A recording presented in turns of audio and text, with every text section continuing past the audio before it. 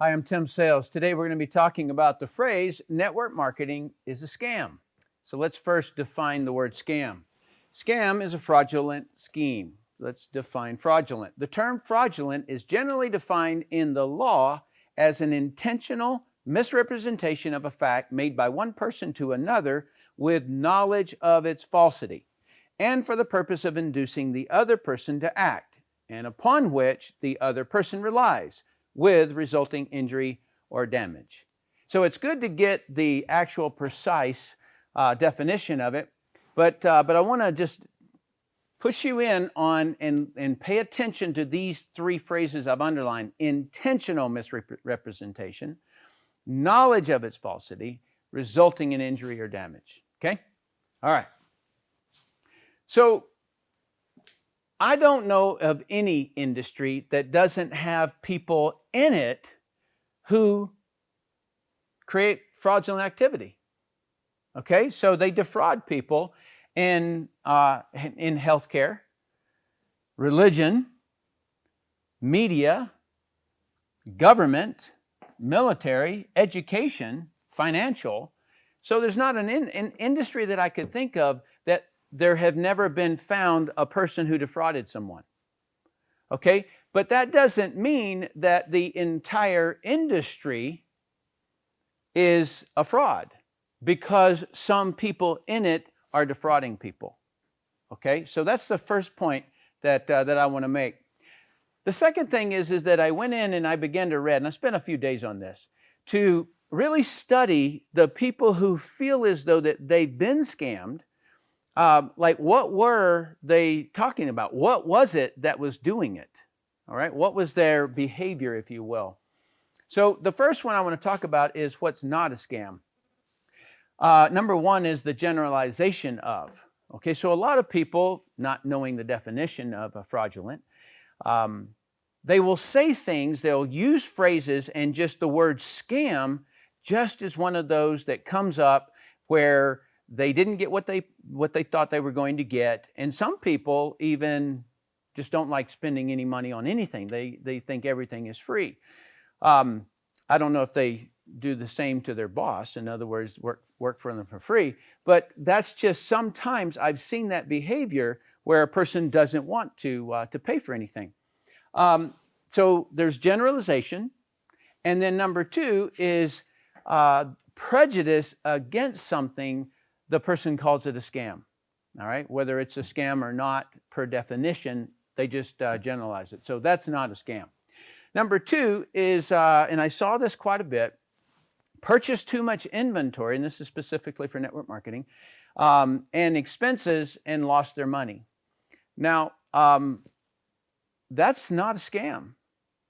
Okay, so a person comes into a business, let's say a lawn mowing business, and the person buys lawnmowers and the person buys weed eaters and things like that, and they go out and they try to run a business, and then they realize that they can't make their money, and so they quit. Is that a scam? No, the person made a decision to go into a business. All right, and in any business, you're going to have risks, but not being in business, there's risk as well. Right? In other words, there's a risk of the upside potential that a person can make if they own their own business. Okay, so when is network marketing a scam? Number one, if the phrase "you can earn X money in X time" comes out, and it was an intentional one, and the person didn't know, and it caused damage. Okay, so that is the case. And so people who are in network marketing, who are watching this, please do not do that. All right, just explain the compensation plan, percentages you can earn on X amount of volume moved. All right, never in a time frame. Number two, gimmicky products. Okay, this particular one is, and it's one of those things where it's to the beholder, if you will, to determine whether or not it's gimmicky. But in my opinion, in network marketing, you want to find a substantial product. And I've seen some where it was like, okay, so you're going to get into this club, and you're going to pay $200 to join the club, and then you get to buy from regular retail stores at a discount. And it's going to cost you $200 a year to renew. And when you do the math on it, you'd have to spend $30,000 a year at Target or whatever is the company that's associated with it, in order to make back your $200. And so to me, that would fit into that category of gimmicky. And then there's other things where it's just, the only thing that they have there is training, maybe wealth training or something like that, where they're charging a fee for it. So those two are examples. And the other one, it's a little bit of a reversal.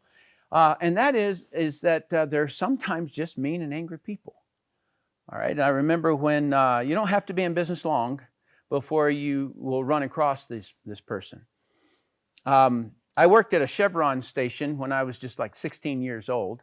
And this lady pulls up and I asked her, can I help you? And this is back in the day when you filled them up with gas and you checked the oil, you washed your windshields. And so I was doing all of that.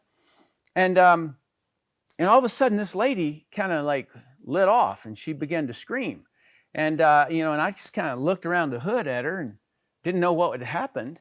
And she kept pointing up at the sign by the street and yelling something. And it was with such anger that I couldn't understand her. And so I walked around and I said, ma'am, what's the matter? And she said, this is a fraud. You're trying to rip me off. You're blah, blah. And she just kept on screaming and she was pointing it at me. And I couldn't even gather what it was. And what it was is that the pump had a price and the street had a price.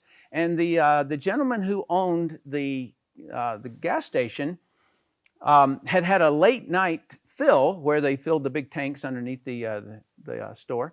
And he hadn't gone up on a ladder and changed the price. And so she was all upset that there was a difference in price. And she was calling it a scam and a ripoff. And so I went inside. I got the gentleman. He was a very old man and just the sweetest man I'd ever met. And he comes out and he's apologizing as he's walking towards, like, it doesn't matter what you're upset about, whatever you're upset about, I'm sorry. And she just wouldn't back down. She just kept yelling at him that he was trying to rip her off. And so he was so upset by it, I could tell he was trembling. And he ended up saying, you don't have to pay me for the gas. I'm sorry that you're upset. Just go ahead and I'll pay for the gas. And so she drove off yelling. All right. So it was somewhat petty, in my opinion, obviously not in hers, but who ended up scamming who? She ended up getting something for free.